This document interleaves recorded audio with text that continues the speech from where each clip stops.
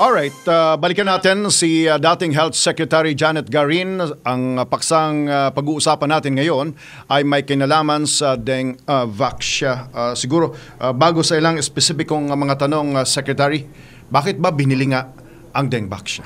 Dahil po nirekomenda ng ating mga internal and external experts at kinailangan nga. For more than 20 years, patuloy po na sinusog po ng Department of Health ang dengue. Bumaba ba yung mga nagkakasakit dito? Hindi. Kumonti ba yung mga namamatay? Hindi rin. May gamot ba sa dengue? Wala. Merong binigay na gamot pero hindi naman totoo kaya hindi ipinagpatuloy ng Department of Health. Kasama po doon sa WHO thrusts, no? Yung eradication ng dengue, pagtanggal ng dengue, yung future vaccine implementation na nilabas ng 2012. Kaya po ito inimplementa ng departamento. Sabi ni Secretary Duque sa aking panayam noong nakaraang linggo, wala sa top 3, wala sa top 5 ang problema sa dengue. Yung mga bilang ng mga namamatay sa ating bansa ay wala sa top 3, wala sa top 5 at maaaring wala sa top 10. Bakit naging priority ang Dengvaxia sa panahon ninyo? Nung pinisenta kasi hindi po yung galing kay Secretary Duque, yung pong pinisenta nila Dr. Tony Dance na ito yung top 10 causes of mortality. Hindi naman ibig sabihin na nung pinondohan yung dengue, hindi pinondohan yung mga iyon. Kasi kagaya nung isang problema, mga vehicular accidents, hindi naman Department of Health lang po ang may concern doon. Andun yung mga problema sa puso, hypertension and diabetes. Binagbigay po tayo ng mga maintenance medications sa ating mga kababayan. Andun din po yung cancer. Nagkaroon po tayo ng packages and establishment of cancer centers sa bawat rehiyon ng Pilipinas at ongoing pa rin po ito. Now, on the part of dengue, hindi nga po ganun kadami yung namamatay kasi nagkaroon na ng early diagnosis and supportive therapy. Ibig sabihin, nababantayan sila at nadadala agad-agad sa ospital.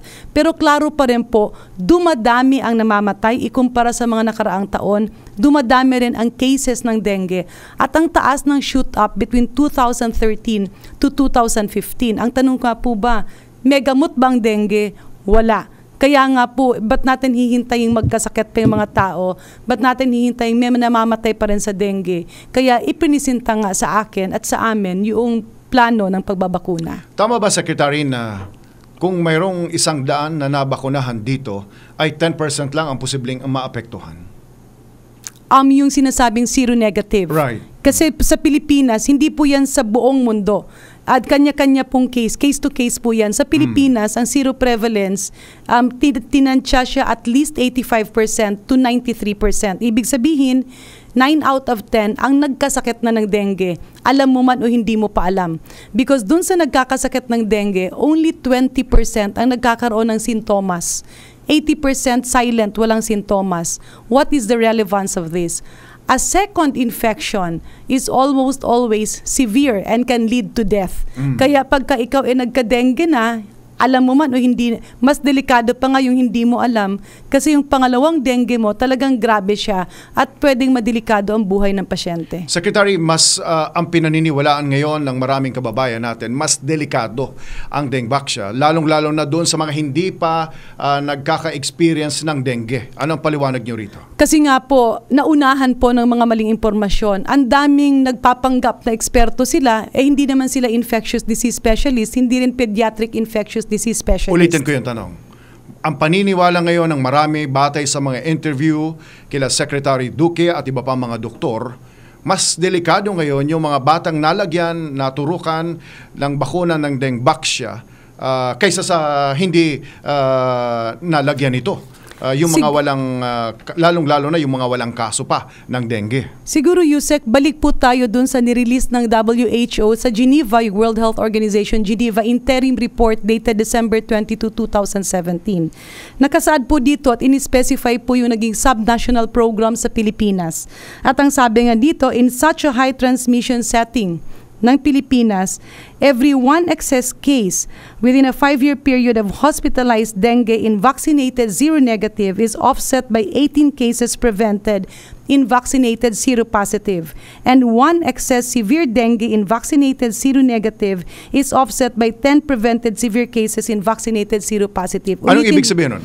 Ibig sabihin po nun, sa Pilipinas, bawat isa na posibleng maospital sa dengue dun sa mga hindi pa nagka-dengue ngunit nabakunahan na offset sa 18 Pilipino na prevent mo yung hospitalization sa dengue. At bawat isa na pwedeng magka-severe dengue dun sa hindi pa nagka-dengue na nabakunahan, ina-offset dun sa 10 na severe dengue na pre-prevent mo dun sa mga binakunahan mong seropositive. Ibalik po natin dun sa sinasabing seronegative o yung hindi pa nagka-dengue. Sinasabi rin ng report na ito, tama po, naglabas po ng statement yung Sanofi Pasteur. Ang mahirap po kasi nilabas nila, hindi nila quinantify. Niliwanag po ng World Health Organization sa Geneva na yung mga ito ay grade 1 and grade 2 and did not lead to shock, severe bleeding, or death. All of the patients with dengue illnesses in the trial recovered. Ang pinag-uusapan natin, grade 1 and grade 2, nasa dengue. Metro Manila? Is this about population?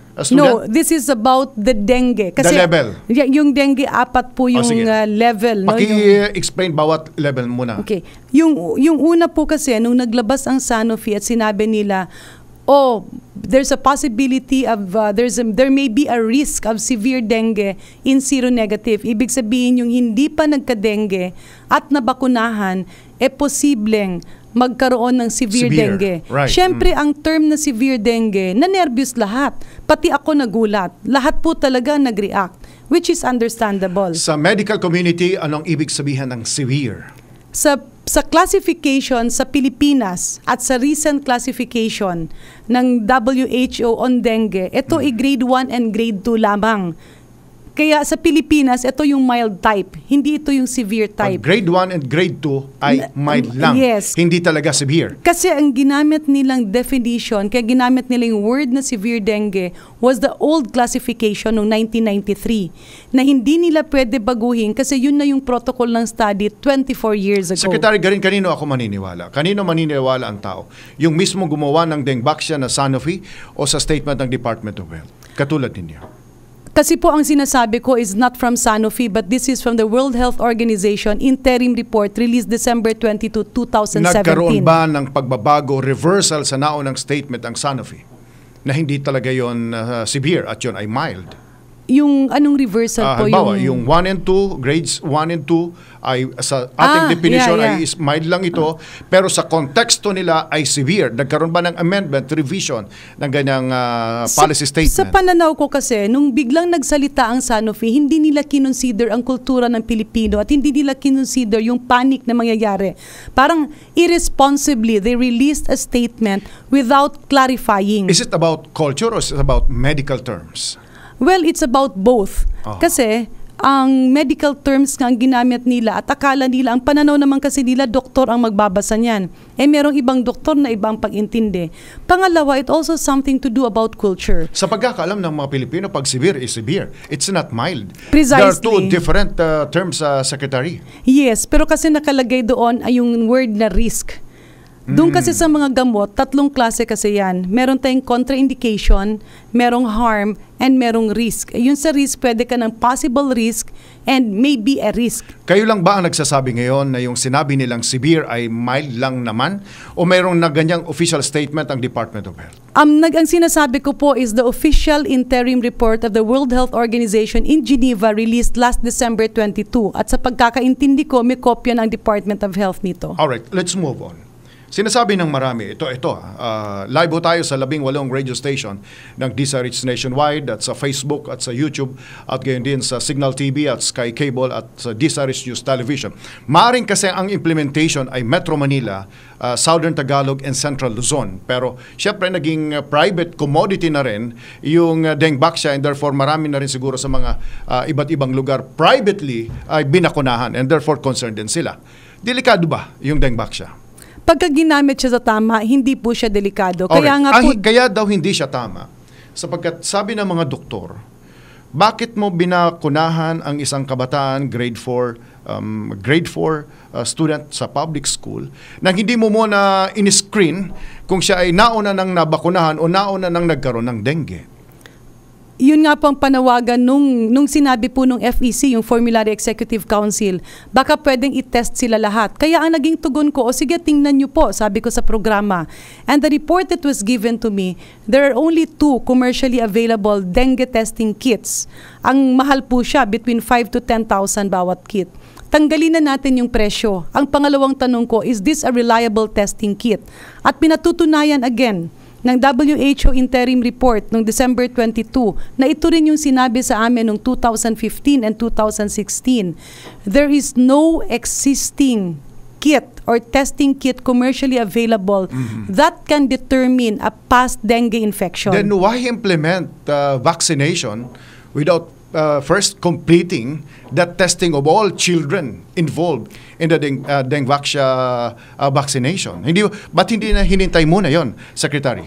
Ang una-una nga, aside na walang test, hindi siya reliable kasi nagpo-positibo rin siya sa ibang mga sakit na dala ng lamok. Pero gagaya ng Pilipinas, kung saan ang daming nagka-dengue na, 9 out of 10 nagka-dengue na, titingnan mo yung benepisyo as compared doon sa risks. Kung i-delay natin, marami pa rin ang patuloy na namamatay at yung 9 out of 10, pwede siyang pumalo sa 10 out of 10. Kaya nga po tingnan natin. Secretary, pero ano ba ang medical procedure? Sa lahat ng kaso, kung tayo'y pumapasok sa ospital, nagkukonsulta sa doktor, hindi ho ba inaalam muna natin kung ano yung problema mo bago prescription? Yes, tama po yan. Kaya so why not wait? Kaya nga dito sa dengue, tiningnan yung epidemiological data. Ano ba karami ang dengue sa Pilipinas? So hindi po, actual data. Epidemiological data, ano karami? Meron nga tinatawag na zero prevalence. Meron naman yung saan matataas ang dengue, saan maraming namamatay sa dengue, at bakit patuloy pa rin na manamatay despite the fact na lahat ginawa na ng mga Pilipino. Kagaya ng paglilinis, vector control. Yung successor, tingnan po natin yung Brazil. Nung lumabas din yung ganitong impormasyon galing sa Sanofi Pasteur, ang ginawa ng Brazil, kinonvene lahat ng medical professionals, pumasok ang WHO, sabay sila na nag-orient, at ngayon they're already preparing for their 2018 mass vaccination. Ang zero prevalence nila is 8 out of 10. 80 to 85%. Ibig sabihin, mas marami ang may dengue sa atin kesa sa kanila. Bakit nila ipinagpapatuloy ang pagbabakuna? Sangayon dun sa press release ng kanilang Regional Secretary of Health, sinasabi nila, unang-una, walang reliable testing kit, at kung titingnan nila at i-delay pa nila, mas lalong maraming namamatay sa dengue. Alright, babalikan natin si dating Health Secretary Janette Garin. Sa ating pagbabalik, papasok na tayo sa mga espesipikong mga pagtatanong kay dating Health Secretary Janette Garin. Ang misyon pa rin natin sa palatuntunang damdaming bayan sa umaging ito ng Lunas, Dengvaxia.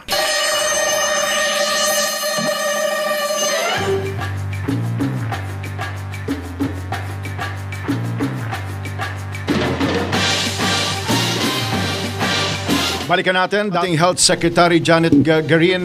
Madam Secretary, kailangang itanong ko muli para maliwanag sa tao.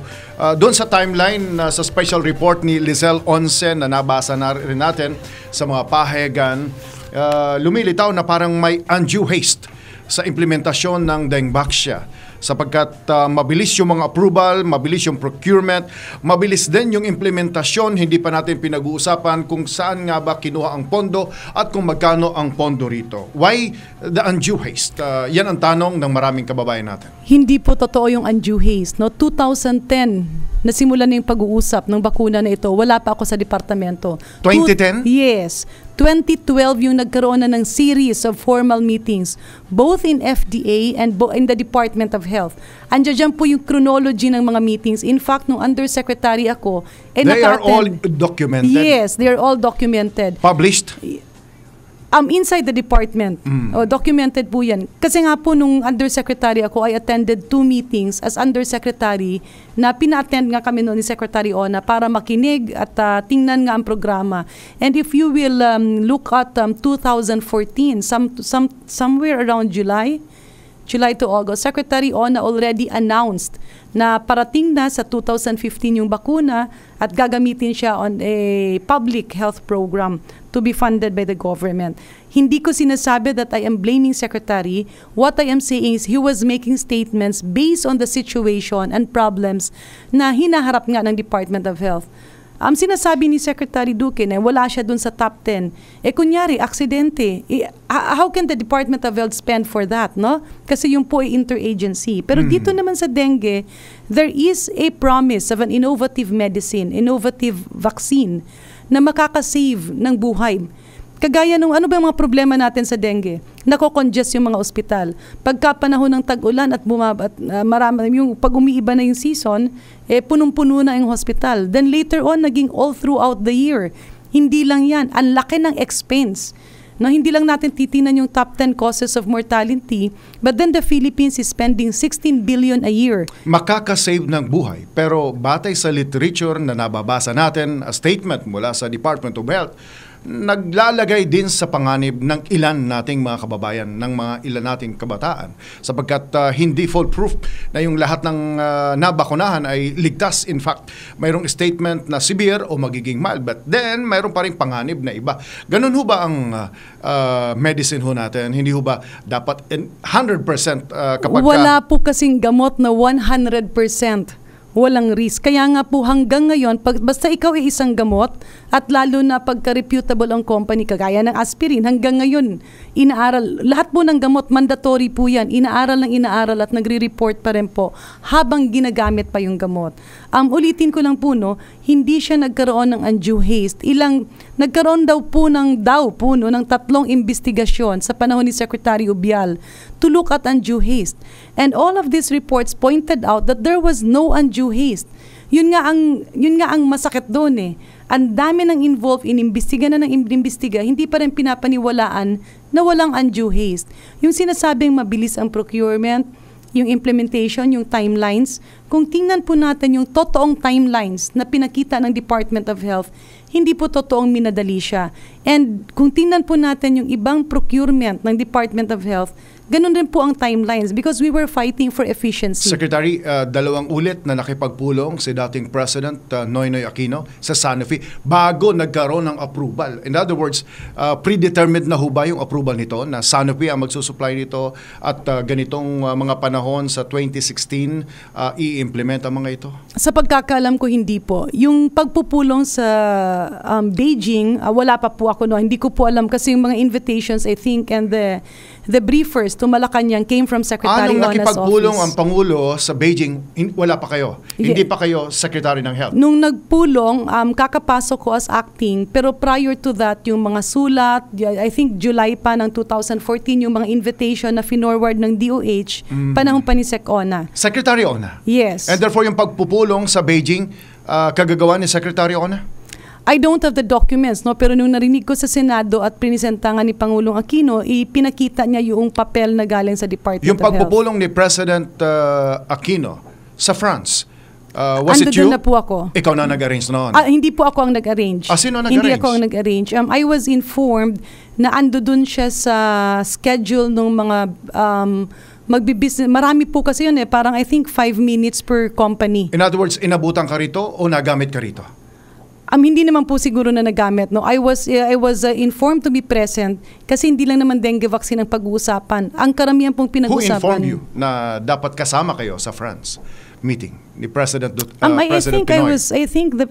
I'm not sure. No? I think the PMS contacted my office. In other words, yung 2 meetings na yun ni President Pinoy ay hindi kayo ang nag-initiate? Hindi po. You as a person? Hindi po. And not my office. Not your office? Not my office. Okay. Puntahan natin ang labas ng ating himpilan.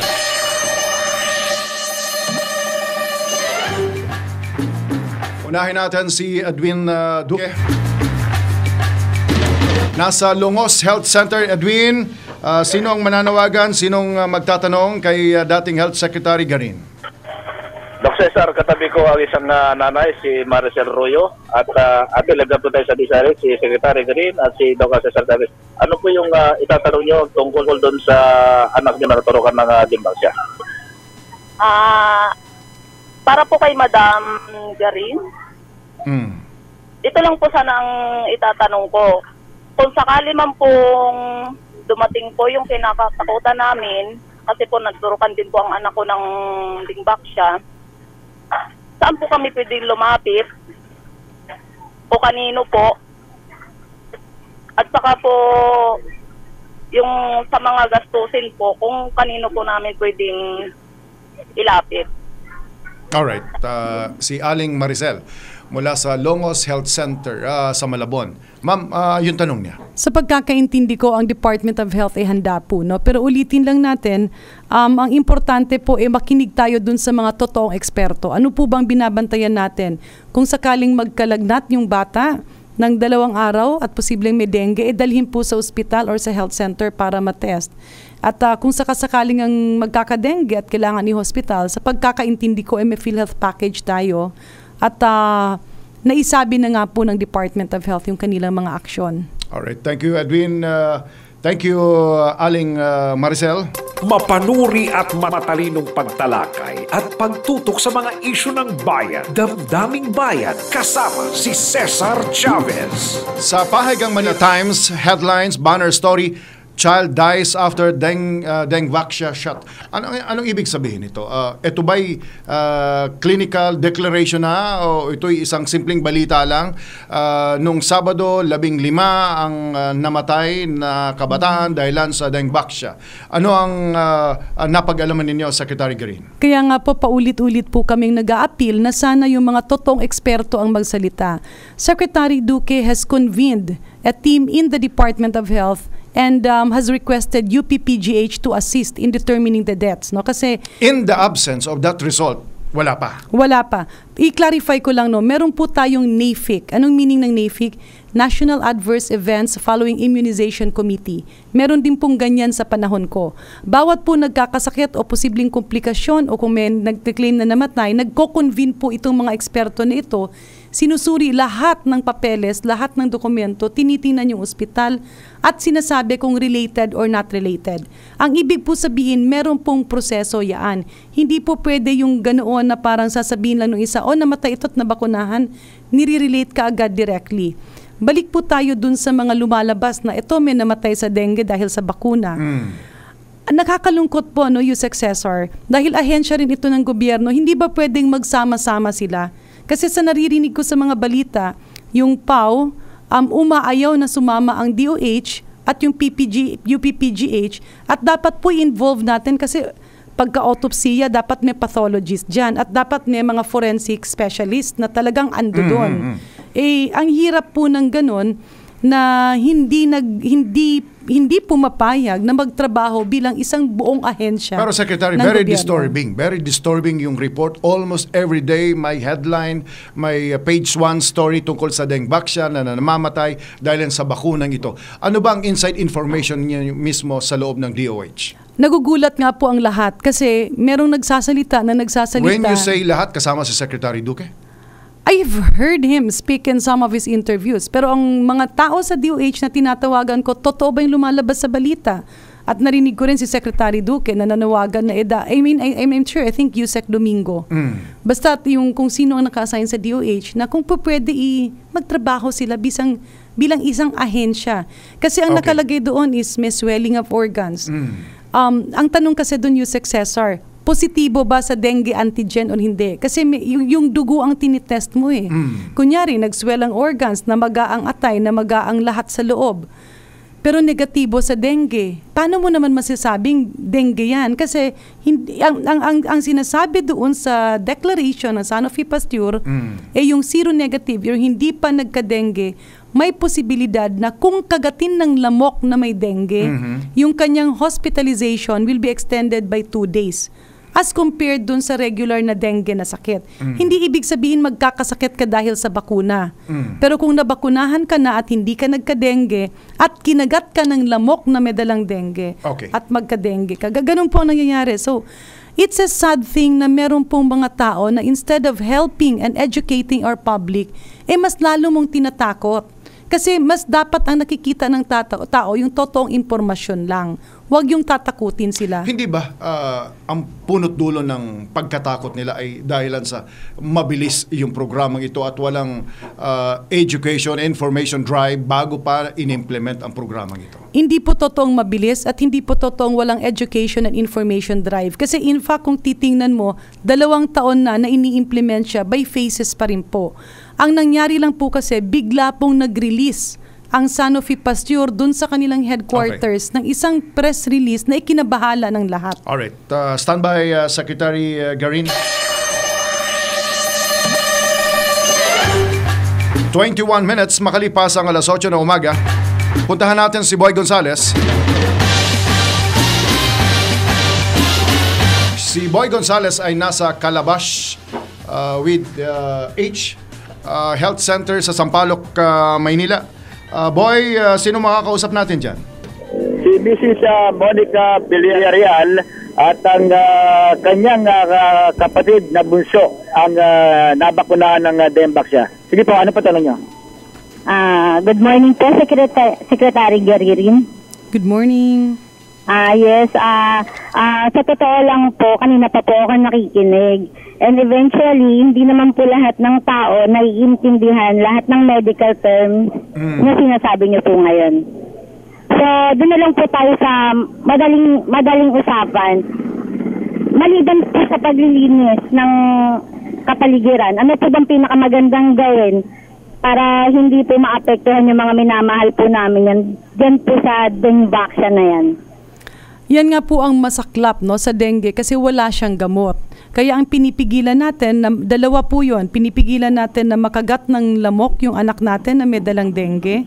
At kaya nga po ang departamento nagkaroon ng programang ito na during that time, binigay po ang datos na safe at epektibo ang bakuna. Alright, kumusta ho yung kapatid ninyo na nabakunahan ng Dengvaxia? Good morning po, Mr. Cesar Chavez. Okay naman po siya, pero hindi po namin maiwasan na mag-alala dahil nga po sa mga maraming balita na lumalabas. Alright, maraming salamat. Boy, thank you. Puntahan natin ang isang text message. Daming bayan. Cesar, talagang minadali nila ang pagbaksin po. Ginamit nila mga anak namin sa experimental. December lang na-approve dito. September natusukan na ang mga bata. Texter 9711. Ulitin ko po, no, yung licensing ng bakuna took 11 months and I think 6 or 8 days. Ang normal po na proseso ng pag-a-approve sa FDA is 8 months. So hindi po siya minadali. Lumagpas pa nga 11 months and 6 days yung approval ng bakuna. Ano po bang ibig sabihin ng FDA approval? Ibig sabihin ng FDA approval, safe siya at epektibo siya para gamitin ng mga tao. Kaya hindi po totoong minadali siya kasi kung ina-approve ng FDA, pwede na talaga siyang gamitin after a series of studies. At hindi lang, nung ginawa po ito, hindi po mag-isa ang Pilipinas. Kasama niya ang WHO at ang 11 countries when this vaccine was being given a license. Si Susan ng lungsod ng Maynila. Ay nako, ginawa ninyong negosyo ang buhay ng tao kapapasa nagmahal ang bakuna. Totoo pong mahal sa pribadong sektor. Kaya nga Yusek Cesar, ginawa ito ng Department of Health kasi paulit-ulit pong pumupunta sa akin yung mga vaccinators at yung immunization program. Ang daming bakuna sa Pilipinas nung dinatnan namin, parang para lang sa pribadong sektor. Kung may pera ka, mababakunahan ka. Kung wala kang pera, hindi ka mababakunahan. Kaya nga pinasok natin yung mga booster doses ng measles, rubella, tetanus, diphtheria, cervical cancer vaccine at dengue vaccine. Para yung mga hindi kayang bumili, nababakunahan ng gobyerno. Yun naman kayang bumili, nasa pribadong sektor. Alright, yung negosyo, no? Ninegosyo lang ito. Magkano ba talaga yung amount? 3.5? 3 billion? Yung nirelease po is 3.55 billion dahil yun po talaga ang pinakasagad na presyo na naipresenta. Pero nung binili na ng PCMC, nagkaroon pa ng balik na savings ng 550 million. Ayaw daw ng Philippine Children Medical Center ng programang ito. Ay, hindi po totoo yun. Kasi hindi lang po dito nagsimula po kasi ito sa school-based immunization program. Nung namamakuna kami ng measles at rubella, may isang bata sa Quezon City, I'm not sure if Quezon City or Marikina, na biglang nanghina. At ang akala nga nung magulang dahil sa bakuna. Kaya sila pong nag-asikaso, and from then on, they became the referral hospital. In-implement ninyo ang programang ito, papalapit na ang eleksyon.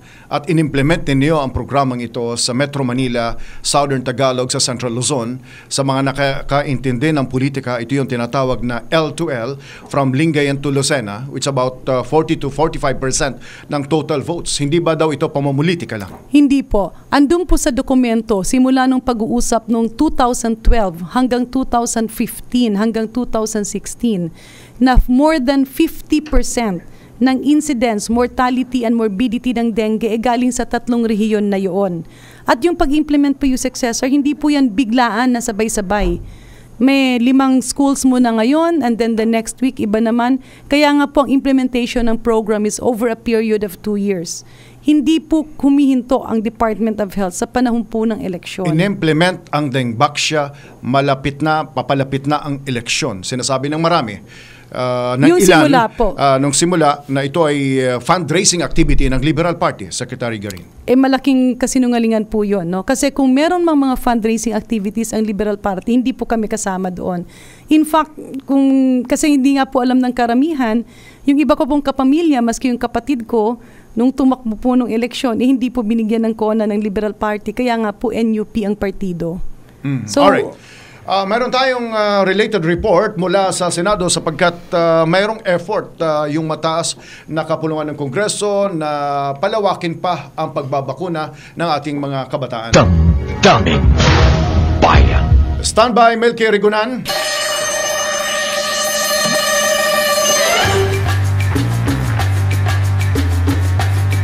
...26 minutes makalipas ang alas 8 na umaga. Anong latest dyan, Milky? Go ahead. Sir, dapat lang managot ang mga dati at kasalukuyang opisyal ng Department of Health na sangkot sa kontrobersya ng pagbili ng Dengvaxia vaccine.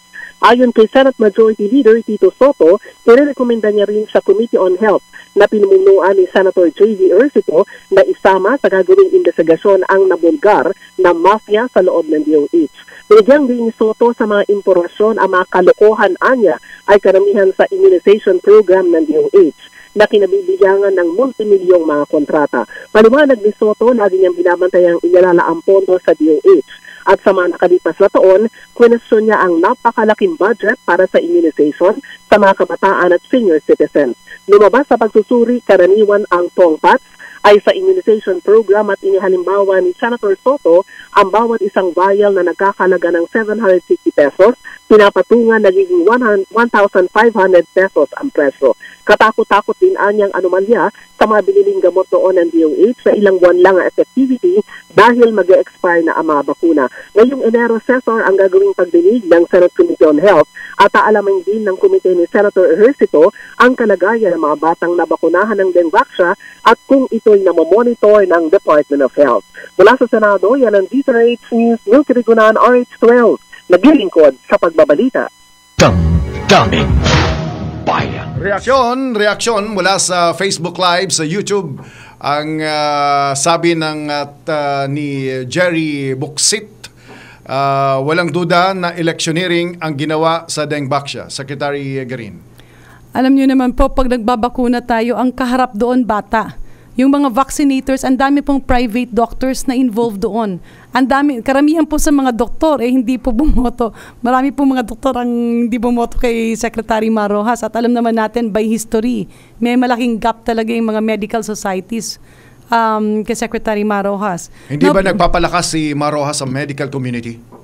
Hindi naman po. Kasi hindi ba nagamit ni Secretary Rojas yung pagbibigay ng bakuna sa mga kabataan para mapalapit siya sa mga botante mula sa Central Luzon, Metro Manila at sa Southern Tagalog na pinakamalaking bloke ng mga botante? Sa natatandaan ko po at sa pagkakaalam ko, habang nagbabakuna ito sila sa mga schools, wala naman po doon mga politiko except some local government officials.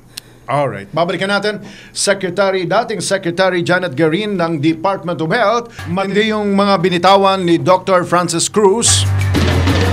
Si Dr. Francis Cruz, nanilbihan dating Chief of Staff ni Senator Orly Mercado.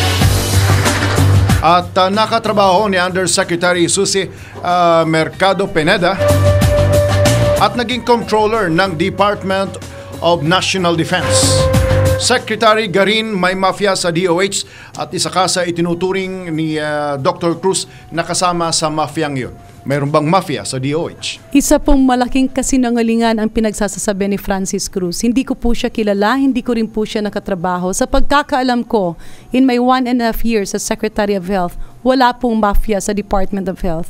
Nakakalungkot pong niyuyurakan niya ang mga pangalan ng mga career officials and employees sa Department of Health. Ano po ba ang pakay niya? At sabi nga niya kanina, ang WHO daw nagbigay ng warning noong March 2016. Binabaluktot po niya ang sinasabi ng WHO. Tingnan po natin ang papeles at ang statement ng WHO. Ang sinasabi nila, yes, they issued a statement on March 2016 for the safety signals among 2 to 5 years old. Kaya nga yung bakuna nirekomenda 9 years old and above dahil nakita dun sa kanilang trials, nung 24 years na trial, na among the 2 to 5 years old, merong increase in hospitalization. But they are saying that they cannot directly correlate it to the vaccine. Pagka daw kasi bata pa, mas posibleng less exposed pa sa lamok. Kaya ganon. Kaya just to be safe, they said that is why vaccination should start at 9 years old. Correct ko lang po ang sinasabi niya. Kesyo ganito raw, marami raw kulang kagaya ng health promotion that speaks of vested interest. Kasi si Francis Cruz, ipinasok ni Secretary Ubial bilang consultant niya on health promotion. Hindi ko naiintindihan kasi idinadawit niya rin yung opisina ng health promotion. Baka may mga bagay-bagay na hindi siya pinagbigyan at dahil consultant siya yung opisina na yun, hindi ko rin alam kung baka hindi siya nirekomenda ng renewal ng contract kay Secretary Duque. So, yung pong sinasabing ghost deliveries, yung sinasabing ilang conversion, napaka-imposible po nun. At kaya nga ang sabi ko... Not a single incident during your time, Secretary? None. Kaya nga mag-file na siya ng kaso agad-agad para masagot na ito. And I will definitely be filing a case against him. Mm-hmm. Kung hindi lalaban ang departamento, ako po ilalaban. Kilala nyo ba yung mga binanggit na mga pangalan dito? Cruz, Belio, Ducusen, Valencia, Magpantay. Kilala nyo ba mga ito? Yes, Oliveros? Yes, kilala ano mga ko po pagkatao sila. ng mga ito? Sa pagkakaalam ko, wala akong, lalo na dun sa mga minention, no? Like Dr. Yoli Oliveros, kilala po yan sa Department of Health. Dumaan rin po yan ng ilang sekretary. Yan po napakasipag at napakagaling. In fact, she is actually with the USAID.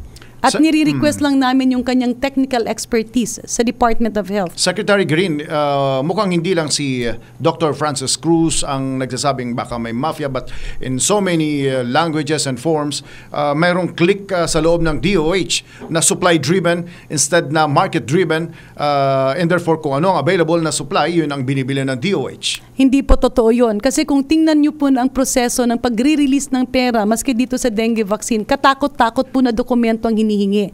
Meron pong inuuna, ano ba yung incidents, ano yung problems, and every program ang humihingi. Hindi po yan na kanya-kanyang hingi lang. Bawat programa at bawat opisina ang humihingi. We also have to remember, Cesar, no? Sa isang opisina, hindi naman kasi pwede na lahat mapropromote. Sa isang opisina, merong mga tamad na gusto lang alis ng alis at biyahe ng biyahe. Pagka hindi mo pinayagang magbiyahe, magrereklamo. I am not referring to Francis Cruz kasi hindi ko siya nakatrabaho. Pero ang sinasabi ko lang, papayagan ba natin yung isang taong walang ebidensya ay yurakan ang Department of Health? What is his ultimate goal? Is it to paralyze Secretary Duque? Para ba si Secretary Duque ay hindi makapag-perform? Kasi kanina narinig ko ang interview niya sa isang estasyon. At dinidipensaan niya si Secretary Ubial na kaya daw hindi nakapagtrabaho, hindi nakapag-perform. Kasi since day one daw, sinusuntok daw ng maraming tao. I mean, not literally, pero hindi napahirapan daw ng mga tao sa Department of Health. Mukhang hindi ko nakita yun. Kasi nakita kong ikot ng ikot siya ng buong Pilipinas at buong mundo. Ang dami niyang kasamang taga-DOH. Alright, standby Secretary Garin. Daming bayan. Si Noche Cacas kasama ang isang lola na nabakunahan ng Dengvaxia. Noche, go ahead. Cesar, katabi ko ngayon itong si Aling Emma Andiola at meron siyang katanungan kay Madam Secretary Garin. Hello, magandang umaga po, Madam Secretary. Magandang umaga magtanong lang po. po sana ako kasi yung isa na rin yung apo ko doon na naturukan. Kung sakaling magkaroon po, ano po yung sintomas? Ang pagka-dengue po usually meron siyang 2 araw ng lagnat na hindi humuhupa at iba-iba po kasi non-specific ang sintomas ng dengue. Kaya importante po pagka 2 araw na hindi bumababa yung lagnat, dalhin sa pinakamalapit na health facility. Alright. Okay. At saka po, Sige. wala pong nagpapalo up doon sa lugar namin. Siyempre nag-alala rin po kami. Kung saang lugar po ipaparating po natin sa DOH. Kaya nga po, dapat bigyan na ng panahon ang Department of Health na magtrabaho kasi ang nangyayari ngayon kung sino-sino yung mga sumusulpot at gumagawa ng kung ano-anong akusasyon para po matanggal ang atensyon ng Department of Health dun sa kanilang totoong trabaho. Alright. Maraming salamat. Sige po. Maraming salamat, Noche Kakas. Mapanuri at matalinong pagtalakay at pagtutok sa mga isyu ng bayan. Damdaming Bayan kasama si Cesar Chavez. Alright, panghuling segment na natin, Secretary. Paano kayo naapektuhan dito? Paano naapektuhan ang pamilya ninyo? Sapagkat maya't maya ina-associate ang Dengvaxia, number 1, para sa fundraising campaign ni Marojas ng Liberal Party. Pangalawa ay negosyo lang sa loob ng DOH and therefore may issue ng corruption. Pangalawa, hindi evidence-based sapagkat wala ito sa top 10 ng mga dapat pina-prioritize sa bakuna. At least ito ang ilang statements mula sa iba't ibang sektor. Paano naapektuhan ang pamilya niyo rito? Well, masakit talaga, no? Lalo na, Cesar, kung titingnan mo, ako kasi ginawa ko ang lahat ng mga kayanan ko, pinabilisan ko ang mga proseso sa Department of Health kasi ang gobyerno dapat efficient tayo. Yung iba nga naiinis at nagagalit kasi para daw private sector yung pagpatakbo ko na talagang napaka-istrikto. Bakit hindi kayo kaagad nagsalita? Bakit parang nagtago kayo nung pumutok ito? Hindi po ako nagtago. Yung nangyari po kasi nung pumutok ito, I was abroad. I was working, may tinanggap po akong trabaho. Kaya nung biglaan po akong umuwi at dapat isasagot na ako, tumawag naman yung aking pamilya na yung tatay ko biglang rinash sa ICU at medyo hindi maganda ang kalagayan. At kaya nga po nung ako may mga interview sana, napalipad ako ng Leyte. And unfortunately, my father died. Kailangan namin siyang iuwi muna dun sa aming bayan at kailangan namin ipalibing. And during the week naman, nagkaroon naman ako ng acute suppurative appendicitis. No? Kaya nagpatong-patong po talaga. Isa lang po ang masasabi ko. Nung una po, nung nasasaktan ako at ang pamilya ko, lalo na yung aking mga mahal sa buhay sa nangyayaring ito, isa lang po ang sinabi ko, is it worth serving the government? Kasi in my 21 years of serving the government, hindi po ako mahilig magpamidya, kundi mahilig akong magtrabaho lamang. And persons I've worked with knows me for that. Secretary, one of the 2 last questions. Dapat bang mangamba yung mga magulang, mga kapatid ng mga anak na nabakunahan ng Dengvaxia? Hindi po. Ang importante lang po, pagka may sintomas na nararamdaman, magpatingin ka agad sa health facility. At idagdag ko lang, Cesar, dun sa mga empleyado at kawani ng gobyerno because the demoralization in DOH is now very high. Dahil nga ang daming kagaya niyan, meron kang isang consultant na dahil hininto na sa DOH at hindi nakuhang undersecretary, parang lahat na ng tao sinisiraan. You're referring to Francis Cruz? Yes. Aspiring to become USEC? Yun po ang naririnig namin sa loob. At last question, Secretary. Yung last question. Nakokonsensya ba kayo rito? Hindi po. Kasi wala po kaming ginawang mali. We made our decision based on the data available that time. Gusto po naming salbahin ang buhay ng kabataan. Isang sakit na walang gamot, binigyan ng solusyon. Hindi po yung kasalanan. Alright. Sa nakikinig at nanonood sa Facebook Live, pakitanong please kung yung mga batang kamag-anak ba ni Secretary Garin ay pinabukunahan niya ng Dengvaxia? Yes. Yes. Kamag-anak ninyo? Yes. Mga pamangkin ko, pamangkin private sector. Sa yes. Saan? Sa Iloilo, sa Metro Iloilo Manila? po. Sa Iloilo po. Nabakunahan sila? Nabakunahan sila sa isang pribadong doktor. Kamag-anak ninyo? Mga pamangkin. anak po ng mga anak ng kapatid ng asawa ko. Yung mga anak naman ng mga kapatid ko, mga ninyo? maliliit pa. Anak po ninyo? Nabakunahan din? Yes. Dengvaxia? Yes. Alright. Secretary, maraming salamat. Alright, dyan po pansamantalang, yung portion natin with Secretary Garin at sa issue ng Dengvaxia. Gusto kong pasalamatan yung maraming mga nag-text, maraming nag-express ng pagkagalit pa rin sa inyo. Mayroong mga ilan na nagpapahayag ng suporta, but generally ay maraming nagpahayag ng pagkadismaya dito sa programa ng pamahalang ito. Alright.